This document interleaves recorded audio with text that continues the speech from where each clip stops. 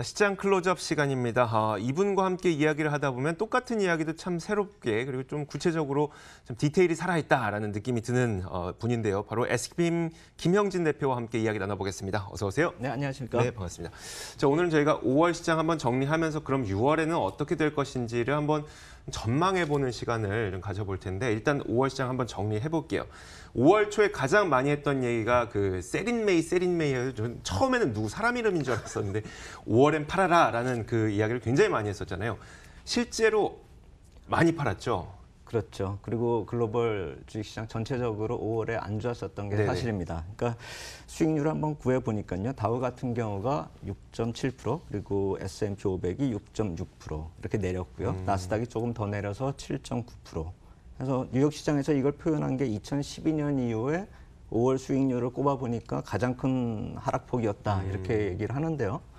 제가 그래서 따져보니까 네. 2013년부터 2018년 동안에 5월에 하락을 했는가 따져보니까 네. 하락을 한 적이 없어요. 한 번도. 예. 네. S&P나 다우나 나스닥이나 2013년부터 2018년까지 모두 다 플러스입니다. 5월에. 네네. 그러니까 세린메이 자체가 말이 안 되는 얘기죠. 누가 한 얘기예요? 그게 나타났었던 건 2012년 이전입니다. 아, 2010년, 2011년, 네네. 2012년에 또 많이 내렸습니다. 그래서 그런 이전에는 그런 사례가 있었지만 2013년부터 작년까지는 그런 적이 없었고 올해 또 그러한 모습이 7년 만에 나타났다 이렇게 보시는 게 맞을 것 같고 네. 다른 쪽을 살펴보면 니케이가 7.45%, 독일이 5%, 그래서 유로 스톡스 전체적으로 보면 6.6% 이렇게 빠졌고 상해가 좀 덜 빠졌습니다. 5.8%, 홍콩 H가 10%. 우리 쪽을 보니까 7%대입니다. 코스피나 코스닥이나. 그래서 비교해 보면은 우리 같은 경우가 그냥 평균 정도, 평균에서 약간 밀리는 정도예요. 5월에 보면요. 그래서 전체적으로 놓고 봤을 때는 미국 쪽의 상대적인 강세가 좀 물러서는 모습을 5월 달부터 보이고 있다. 이렇게 보시면 대강 정리를 할 수가 있을 것 사실 같습니다. 5월 증시만 놓고 봤을 때 그것도 올해 5월만 놓고 봤을 때는 미국 시장이 7% 떨어진 것과 우리 시장이 7% 떨어진 것은 큰 차이가 없어 보이긴 하는데 미국 증시는 그나마 전고점 갔다가 7% 떨어진 거고 또 우리 증시의 경우에는 미국 전고점 갈 때 계속 좀 밀리다가 아니면 뭐 지지부진하다가 거기서 7% 떨어진 거다 보니까 아무래도 그 뭐 커플링보다는 디커플링의 느낌이 훨씬 더 강하거든요. 그렇죠. 오르지도 못하면서 내릴 땐 같이 내린다. 네네. 이래서 좀 우리가 디커플링이 이어진다. 이런 식으로 생각은 되는데요. 실제로 수익률 측면에서 보면은 더 내리진 않는다는 것이죠. 그래요? 내릴 때요. 그래서 제가 이 디커플링하고 그 반대로 이제 디커플링이 축소되는 그 반복되는 모습을 한번 표로 제가 구해봤습니다. 그러니까 2017년부터 이 상대 수익률, 코스피하고 나스닥하고 상해 지수하고 이렇게 상대 수익률을 비교해 봤거든요. 네. 해보면 2017년 초반에는 그런 뭐 차별화가 별로 없었습니다. 그게 나타나기 시작하는 게 점차 5월부터 나타나기 시작하고 많이 벌어지기 시작하는 게 11월부터 벌어지기 시작합니다. 작년 11월 말씀하시는 거죠? 2017년요. 2017년 11월이요? 예, 그리고 작년은 그게 많이 확대가 된 네네. 것이죠. 근데 그러한 뭐 배경에는 경기 요인도 있을 테고 기업 이익 요인도 또 차별화가 나타났었던 게 사실인데 문제는 뭐냐면은 저러한 폭이 계속 확대가 되는 것은 아니라는 것이죠. 그래서 제가 수익률을 구해보니까 2018년 8월 30일 날 지수가 고점을 찍었는데 그때 코스피하고 나스닥하고 차이가 디커플링 된 차이가 한 37% 누적으로요. 네네. 2017년 1월부터 구했을 경우에요. 그런 다음에 이게 저점을 찍는 그런 조정 구간으로 들어서면은 그 디커플링 된 폭이 줄어들기 시작합니다. 그러니까 14% 정도까지 2018년 12월에 지금 저점을 기록하고 있는데 저 빨갛게 박스로 표시한 것이 바로 그 구간입니다. 그러니까 네네. 디커플링이 줄어들고 있다는 것이죠. 그래서 한 14%까지 줄어듭니다. 네네. 수익률 차이가요. 그런 다음에 다시 바닥을 찍고 돌아서니까 올해 4월까지 상승을 하면서 저 수익률 차이가 43%까지 다시 더 늘어나는 것이죠. 그래서 디커플링 자체가 어느 시점을 기준으로 놓고 보느냐에 따라 틀린 것이죠. 네네. 디커플링이 계속 나타나는 건 아니라는 것이죠. 조정기 때는 줄어들었다, 늘었다, 줄었다 이렇게 돌아서는데 그래서 시장 약세의 경우에는 저런 작년 12월의 하락폭에서는 오히려 상대적인 약세도 보이기도 했었다. 그런데 이제 최근에 보면 우리 시장이 워낙에 안 좋고 또 종목별로 봐도 저점 깨고 내려가는 종목들이 많으니까 미국 시장으로 돌아가자. 네네. 이런 분들이 굉장히 많이 생기고 있습니다.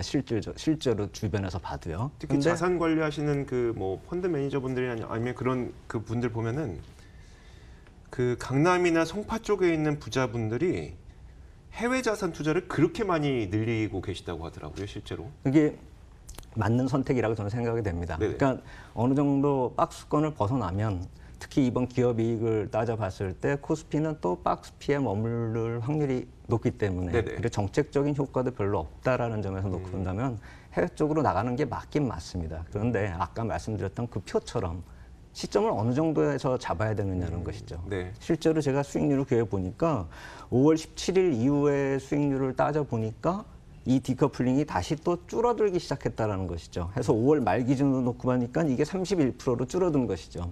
해서 만약에 아까 말씀드렸듯이 어느 시점에서 이게 진입을 하느냐 이걸 따져봐야 된다는 것이죠. 그냥 현금을 가지고 미국 시장 가서 주식을 사는 건 문제가 아닌데 네네.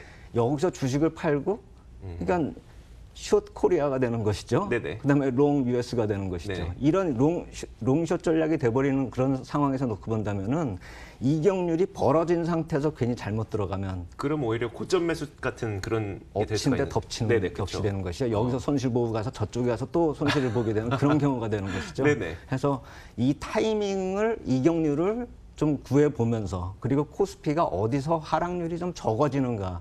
당연히 2,000포인트 근접하면 네네. 이게 하락 탄력이 많이 줄어듭니다. 그래서 아까 보여드렸던 그 표에서도 작년에 2,000포인트에 갔을 때 네. 별로 그렇게 내림폭이 크지가 않고 이번에도 마찬가지로 지난 5월 17일 이후부터는 하락폭이 별로 크지가 않은 것입니다. 네. 그래서 지금 5월 말 기준으로 괴리도가 한 31%까지 줄어들었기 때문에 4월 말에 43%에서 이 31%까지 줄어들었다라고 한다면 잘못 4월에 미국 시장으로 갈아탔다라고 한다면 12%가 손실이 난다는 것이죠. 네네. 되레. 그래서 최악의 경우에는 가만히 가지고 있었던 것보다도 저 괴리도를 감안했을 때, 그러니까 작년 8월하고 12월을 비교해 보면 네. 여기 있었던 것보다 나가면 2배로 수익률이 악화될 수 있는 그런 그렇죠. 상황이었다는 것이죠. 그래서 언제 돌아서고 언제 나스닥 쪽이 미국 시장이 좀 더 탄력적일 것인가 이것을 구해보려고 한다면은 최소한 우리 2,000포인트에서 많이 올라간다면 반등이 좀 올라가고요. 그런 다음에 시장이 바닥을 치고 좀 턴할 때가 뭐 가장 진입 시점으로는 좋겠지만 사실 네네. 그건 누구도 알 수가 알 없기 수 없죠. 때문에 네. 예. 그래서 코스피가 일단은 한 2,000포인트, 2,100포인트 정도 부근을 갔을 때 탄력이 줄어들기 시작할 때 그때 옮겨 타는 것이 타이밍상으로는 맞을 것이다.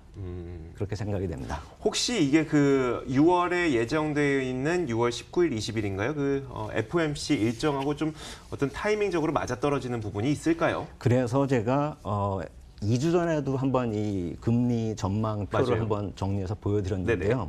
그게 이번에 굉장히 급박하게 변하고 있어가지고 제 2주 만에 다시 그 표를 준비를 해왔습니다. 그러니까 목표 금리 분포도라고 이렇게 봐야 될 텐데 예전에 보면은 저 파란 것들이 모두 다 중앙에 있었죠. 동결 쪽으로요. 네네. 근데 전부 다 이제 왼쪽으로 다 옮겨가고 있는 것이고. 인하 쪽이네요. 그렇죠.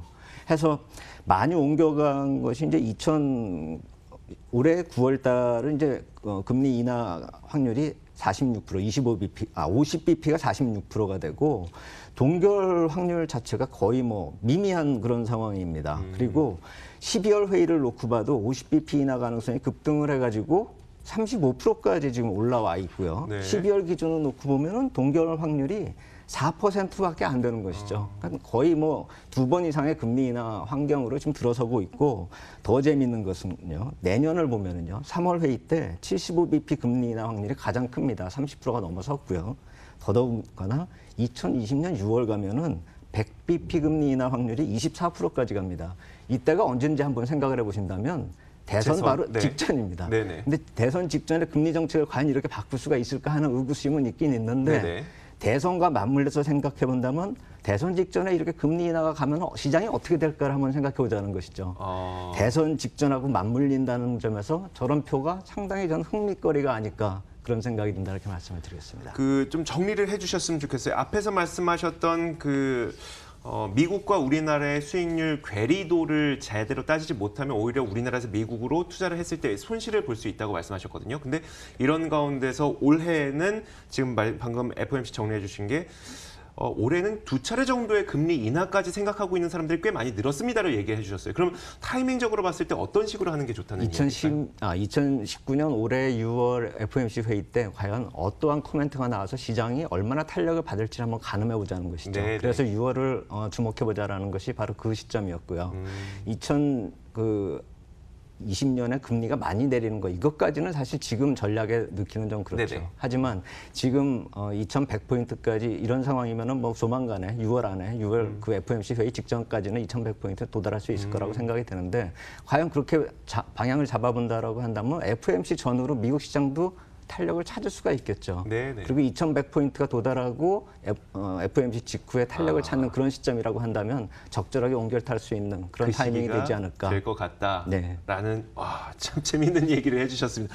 알겠습니다. 오늘 사실 타이밍을 맞추기라는 건 굉장히 힘든데 이런 어떤 근거 있는 그리고 많은 분들이 채권 금리에 대해서 어떤 식으로 반응하고 있는지에 대한 근거를 갖고 이런 타이밍을 세워본다면 또 꽤 적절한 그런 타이밍이 아닐까 싶습니다. 자, 오늘 이 에스핌 김영진 대표와 함께 이야기 나눠봤습니다. 말씀 고맙습니다. 감사합니다.